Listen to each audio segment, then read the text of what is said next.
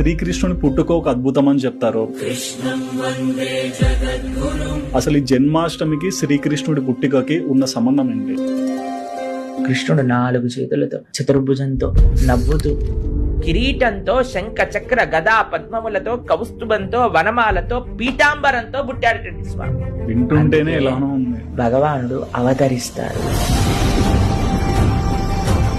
వసుదేవుడు ఇలా శ్రీకృష్ణ భగవాను ఎత్తుకున్నాడు. వెంటనే వాళ్ళకి కాళ్ళకి వేడీలు వేస్తున్నాయి అన్నమాట. అవన్నీ చేతులకి వేసుకున్నాయి, అన్నీ తెగిపోయాయి.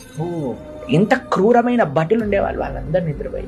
మీకు విషయం తెలుసా అండి, ఏ క్షణమైతే మనం భగవాను పట్టుకుంటామో ఆ క్షణం మనకి కర్మ సంసారం అనే బంధములన్నీ కూడా తెగి. ఎవరైతే అండి ఆ సున్నితమైన నిర్మలమైన మనస్సు ఉంటుందో వాళ్ళకి ఎప్పుడూ కష్టమే రా. కష్టం వచ్చినా వాళ్ళు దాన్ని ఆనందంగా తీసుకోగలుగుతారు. ఎందుకో తెలుసా, కృష్ణుడు పక్కన ఉంటే. అందుకే రామదాస్ గారు అన్నారు, తక్కువేమి మనకు.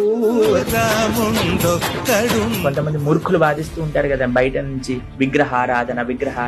ఆ భగవంతుడి యొక్క సేవ యొక్క మాధుర్యం తెలిస్తే కదండి వాళ్ళు అర్థం చేసుకునేది. బాగా వర్షం పడుతుంది, అసలు యమునా నది పొంగి పొర్లుతుంది అనమాట. యమునా నది ఇలా దారిచ్చేసింది. 2 వైపుల నుంచి యమున ఇలా పైకి వచ్చేస్తుంటే వసుదేవుడు అలా నడుచుకుంటూ వెళ్ళిపోతుంటే పైనుంచి వర్షం